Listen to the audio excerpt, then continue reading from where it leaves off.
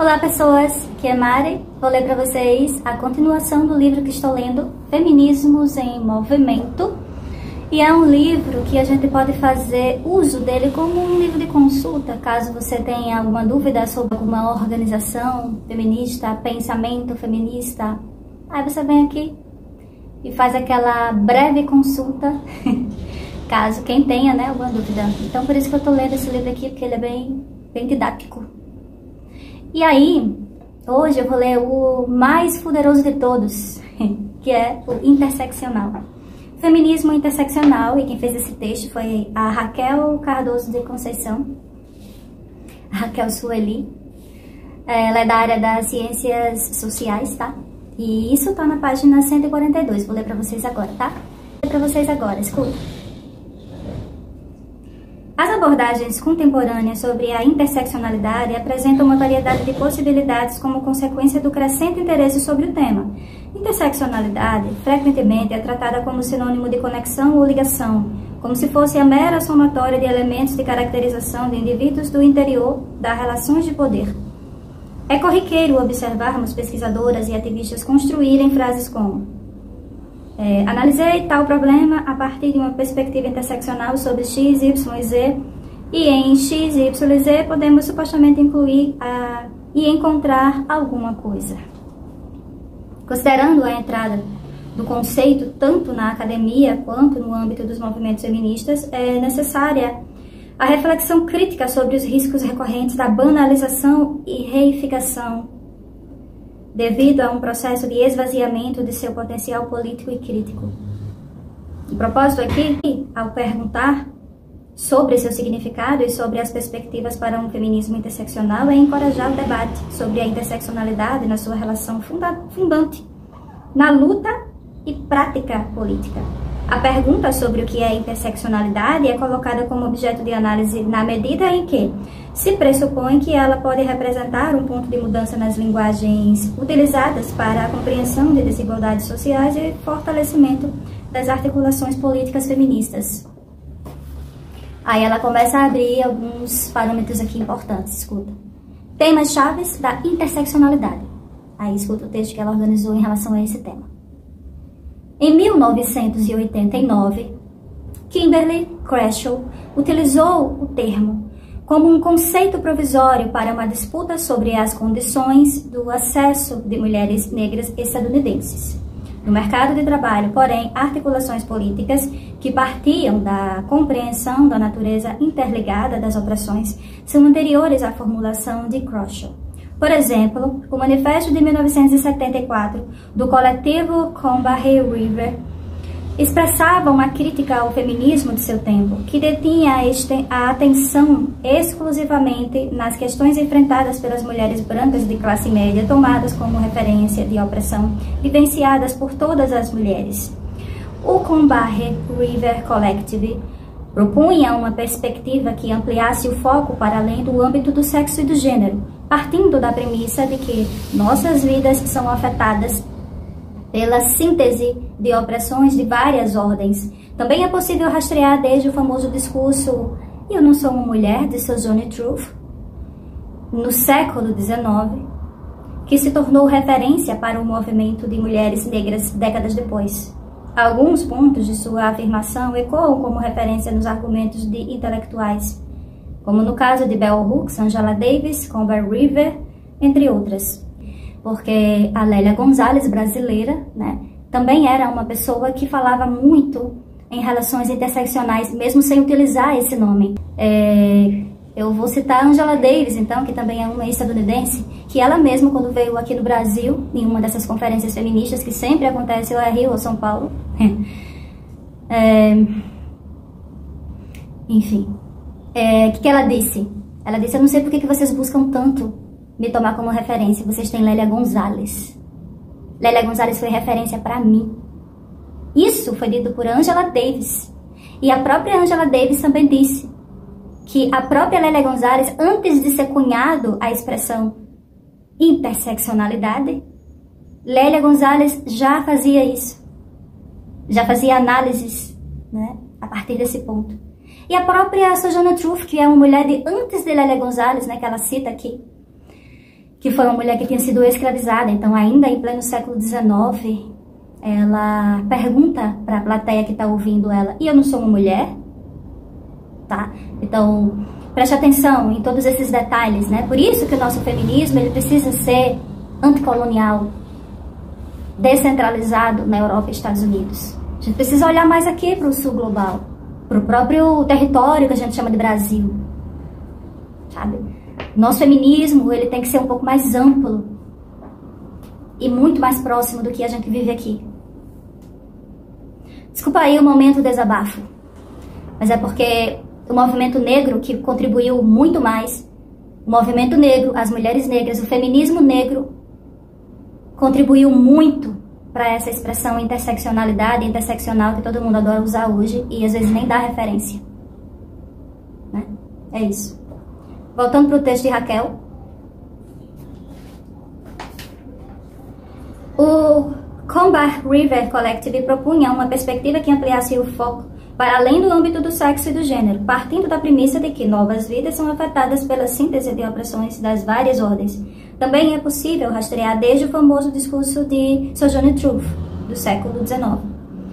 Eu estou lendo de novo esse pedaço que eu acho importante. Que se tornou referência para o movimento das mulheres negras décadas depois. Alguns pontos de suas afirmações ecoam como referência nos argumentos das intelectuais. Aqui ela vai citar as mesmas de sempre, Angela Davis, Bell Hooks, como base para a crítica à universalização da categoria mulher. Em suma, a despeito da importância sobre as origens da interseccionalidade, é importante enfatizar que ela está fundamentada na luta contra opressões múltiplas e entrelaçadas, cujo contexto não pode ser esvaziado na sua materialidade histórica, como brilhantemente argumenta a Cotirene. A Cotirene é maravilhosa, inclusive ela tem perfil no Instagram, que ela dá aula toda vida que ela abre um vídeo para falar sobre algum tema que está acontecendo no Brasil, né? Ela é muito importante no movimento feminista negro no Brasil. Então, se você quer uma boa referência, eu indico a Bárbara Carine, né, que é uma intelectual diferentona, o arroba dela no Instagram, e o arroba da Cotirene, a Cotirene mesmo você acha, tá? Ela é maravilhosa, incrível, inteligentíssima. Como brilhantemente argumentado por a Cotirene, 2019, página 12. Isso aqui ela está citando o livro que a Cotirene fez, né? É fundamental evocar o vínculo indissociável entre a interseccionalidade e o arcabouço teórico feminista negro, pois os aspectos principais da interseccionalidade são resultados de saberes feministas negros, multiculturais, transatlântico, diaspórico e contracoloniais. Isso aqui é muito importante. Dessa forma, a interseccionalidade também aparece como um marco interpretativo, uma vez que o processo e a complexificação das relações de poder reconfiguram as disputas no interior de uma ordem neoliberal e global. Logo, fatores como raça, classe, etnia, gênero, sexualidade, nação, idade não se tornam meras categorias hierarquicamente distintas, mas constituem a própria lógica de dominação da forma multidimensional e frequentemente colidem de forma paradoxal. Aí agora ela vai entrar em outro ponto, né, muito importante da interseccionalidade, que é o pensamento feminista negro. Partindo da conexão constitutiva entre interseccionalidade e os saberes feministas negros, é a obra de Patricia Hill Collins que encontramos a defesa da epistemologia feminista negra. Patricia estabeleceu as principais argumentativas para uma epistemologia inspirada nas teorias perspectivistas e propôs um diálogo com a sociologia a fim de reivindicar status epistemológicos de saberes marginalizados pela academia. A partir desse objetivo, a autora apresentou outras perspectivas sobre os paradigmas sociológicos existentes, pois a marginalidade das mulheres intelectuais afro-americanas tem sido um estímulo à criatividade no discurso sociológico contemporâneo a partir da emergência da literatura. Dos primeiros trabalhos de Collins, as teorias perspectivistas são o quadro interpretativo fundamental para a construção de argumentos de que as experiências vividas por mulheres negras têm o potencial de produzir um ponto de partida privilegiado no que se refere à produção dos saberes e ativismos de enfrentamento às opressões. O feminismo negro, historicamente, detém o olhar mais acurado sobre as palavras de Bell Hooks, as mazelas do sistema capitalista patriarcal e de supremacia branca. O posicionamento de Collins com relação ao poder enfatiza um compromisso claro com uma postura de intervenção no mundo respaldada pela vivência de justiça, não da forma narcisista ou reificada, mas contingencial e coletiva. Tal perspectiva é coerente e adquire sentido em relação aos conceitos de autodefinições e autoavaliações, pois nesses termos esse fogo, ao mesmo tempo que possibilita esse ponto de vista privilegiado, traz a possibilidade de evitar reificações internas. As autodefinições e autoavaliações fundamentam a posição das mulheres negras como agentes produtoras de conhecimento. Isso significa que o feminismo reivindicado pelas mulheres negras estadunidenses é autodefinido através de um diálogo entre a ação e o pensamento de nível individual e coletivo. A partir do contraste entre a relação dialética que conecta a opressão e o ativismo, a relação dialoga entre as experiências coletivas convergindo em ponto de vista coletivo e a produção de conhecimento do grupo. Collins, 2000, página 30.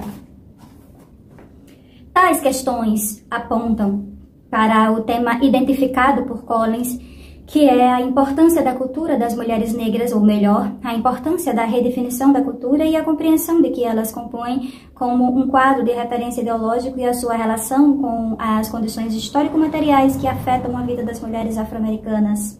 A epistemologia do feminismo negro defendida na obra de Collins, ao reivindicar o reconhecimento de outro ponto de vista, postula sua posição no campo de disputas epistemológicas nas quais processos ocidentais tradicionais de validação do conhecimento são pontos em xeque por movimentos pluriepistêmicos, oriundos da articulação das lutas decoloniais, contracoloniais, contra o racismo, o sexismo, o capitalismo e a xenofobia em escalas globais. Dessas premissas depreende-se a defesa de uma epistemologia outsider, na qual a experiência vivida é definida como critério de sentido. Uma das novidades da epistemologia do pensamento feminista negro é a justaposição sofisticada entre uma compreensão sobre a natureza interligada das opressões e uma interpretação precisa da noção de saber localizado, o saber oriundo dos locais sociais outsider, que permite evitar o apagamento da dimensão fenomenológica da experiência, enquanto evidencia a demanda por um novo instrumento de abordagem para ela, a interseccionalidade. A experiência vivida e a produção de saberes localizados por grupos subjugados podem funcionar ao mesmo tempo como ponto de partida para a ampliação de categorias analíticas, um instrumento para a ação política e também como uma espécie de válvula de segurança que refreie generalizações e distorções. Esse outsider, o item que ela vive citando aqui, significa forasteira de dentro. Você está dentro, mas você se sente uma pessoa que não está dentro. Sabe? É isso. Que refreie, voltando para o texto, né? Que refreie generalizações e distorções da realidade. Ela se refere aos indivíduos na medida em que se constitui de forma relacional com as experiências vividas do grupo. Nesse sentido, a noção do ponto de vista que aparece na obra de Collins parece se referir majoritariamente a grupos e não indivíduos. Por outro lado, o argumento sobre a contradição, que como integrante de grupos oprimidos produz conexão entre a experiência e a consciência, e que é uma das características do pensamento feminista, parece operar concepções do self, que comumente relacionamos a indivíduos. A articulação metodológica da experiência vivida ocorre em 3 níveis que possibilitam a preservação e o reconhecimento das experiências de indivíduos em conjunção com aquelas experiências do grupo. Os níveis são, primeiro, a experiência em primeira pessoa como instrumento de convite ao diálogo e exposição das ideias e práticas relevantes para a transformação social. Segundo, o método de apresentação da análise documental como evidência das ideias. Terceiro, análise e diálogo teórico com outras intelectuais outsiders, o item. Essa suposição sobre o método de Collins é organizado dessa forma para se pensar nos critérios expositivos que ela destaca como a tensão entre experiências e ideais e o espaço entre a experiência individual, heterogênea e coletiva. marcada por vivências em comum.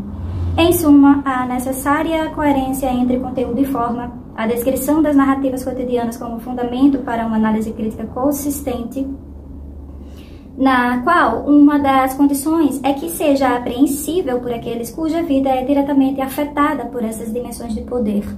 Tais considerações lidam diretamente com a dimensão subjetiva da construção das identidades individuais e coletivas, na qual se pressupõe que a variedade e modulação dos fatores de dominação em cada contexto possui uma relação com a formação da subjetividade múltiplas no interior das identidades coletivas. Portanto, esse entendimento revela uma constante reformulação das definições do que se entende como identidade no interior de processos históricos, na qual a interseccionalidade é uma resposta à tradicional divisão analítica entre estrutura e subjetividade e o contraponto causal da perspectiva pretensamente universais, mas que se revelam como hegemônicas e reificadas. O tema da interseccionalidade é ao mesmo tempo articulado como um projeto de transformação social que deve ser expandida para outros contextos. Mas também é reclamado por Collins para um retorno às suas origens históricas, para que não perca seu potencial crítico. Para esse fim, Collins faz um esforço de mensuração das relações entre ideias e práticas que envolvam o tema de interseccionalidade, haja vista a ausência de uma linguagem comum entre as práticas interseccionais. Assim, as propostas de Collins para a interseccionalidade são reforçar o compromisso crítico da ação e do mundo, e para isso, estabelecer as divisões organizacionais, investigação e praxis da análise e estratégia de ação. E agora ela vai entrar no último ponto aqui, que é as perspectivas para um feminismo interseccional. Então, olhe, preste atenção. Ela começa abrindo, né? Feminismo interseccional, Aí ela fala temas chaves da interseccionalidade. Pensamento feminista negro, que é onde nasceu essa expressão, esse contexto, essa teoria, essa análise. E o último, as perspectivas para um feminismo interseccional. Vamos ouvir. Lerei para vocês. As dificuldades na apreensão do sentido de interseccionalidade têm consequência em seu potencial crítico-político na articulação de um feminismo interseccional, pois, sendo frequentemente tratada como sinônimo de conexão ou ligação, ou mesmo como mera somatória de elementos de caracterização de indivíduos, às vezes sequer é considerada a localização desses indivíduos em dinâmicas de poder. Seymour Bilge e Collins destacam uma política de introdução, prefaciação e genealogia da interseccionalidade nas instituições acadêmicas e nos respectivos processos de validação de conhecimento, pautados por uma lógica neoliberal que acabam por branquear e mercantilizar a interseccionalidade. A interseccionalidade não é somente o reconhecimento de complexidade dos fenômenos sociais e não possui caráter estático, com aplicação universal dogmática, como um credo de enfrentamento único contra as opressões. Pelo contrário, a implantação cuidadosa e consciente da interseccionalidade nos obriga a considerar disparidades sistêmicas na posição social. A interseccionalidade, portanto, é originária da praxis feminista negra, mesmo em suas pluralidades. As autodefinições, a autoavaliação no processo da investigação crítica da interseccionalidade não se limita à mera descrição da experiência. Ao contrário, a experiência estrutural da mulher racializada produz reflexão crítica a partir da resistência. Discutir a interseccionalidade restrita a cercos metafóricos e disciplinares pode acarretar não somente na operação de uma ferramenta discursiva desvinculada dos problemas sociais, mas também em uma ferramenta que reforce tais problemas. A saída é assumir a premissa de que a luta e a resistência travadas na vida cotidiana e construção de um conhecimento crítico são indissociáveis e deve ser o cerne do feminismo interseccional. A premissa das múltiplas possibilidades da resistência às opressões expressas em vários contextos abre a possibilidade de diálogo com perspectivas absolutamente distintas, em que outros entendimentos sobre luta por justiça são constantemente propostos e reformulados. Tal premissa aponta para o significado fenomenológico da experiência vivida, que significa que o potencial para a articulação de um feminismo interseccional é, a saber, um feminismo histórico e inevitavelmente comprometido com o ativismo antirracista, contracolonial, anticapitalista e em oposição ao patriarcado e à heterossexualidade normativa e compulsória. Ou seja, será resultante da compreensão, a autocompreensão coletiva e não individualizada da luta dos grupos oprimidos situados em locais sociais historicamente construídos no interior do eixo interligado da dominação subsumidos na cosmogonia ocidental, cristã, branca, masculina, heterossexual e capitalista. E aqui ela cita vários livros interessantíssimos sobre esse assunto, que é amplo demais, super importante, é um assunto que não se esgota. E aí eu quero chamar a atenção a uma coisa aqui que ela mesma escreveu. Olha só. Um feminismo histórico e inevitavelmente comprometido com o ativismo. Olha, isso aqui. Olha, isso aqui é muito importante, preste atenção. Um feminismo histórico e inevitavelmente comprometido com o ativismo antirracista, contracolonial, anticapitalista e em oposição ao patriarcado, à heterossexualidade normativa e compulsória. Porque a gente está num momento em que muitas mulheres estão reproduzindo o discurso patriarcal, aonde certos tipos de feministas não estão atacando o patriarcado e estão atacando outras mulheres. O feminismo é para mulheres cis e mulheres trans. Não importa, é para todas as mulheres. A partir do momento que vem com esse discursozinho, menosprezando as outras mulheres porque é diferente de você, isso não é feminismo. Isso é patriarcado. Isso é mais uma raiz. Isso é mais uma vertente de opressão. E o feminismo, ele surge contra a opressão. Nem condiz com o feminismo. Nem se relaciona com o feminismo. Então você está aqui, no sul global, num território que foi colonizado por europeus, só impôs violências, todos os tipos de violências que a gente possa imaginar, também reforçado por esse cristianismo, que a gente sabe muito bem, não importa se é católico ou protestante, não importa. E aí você me vem com esse discurso de que mulher assim não é mulher e mulher assado é mulher. É para todas as mulheres. Inclusive essa expressão que nasce no movimento negro, no feminismo negro, mas hoje também é utilizado por todas as mulheres.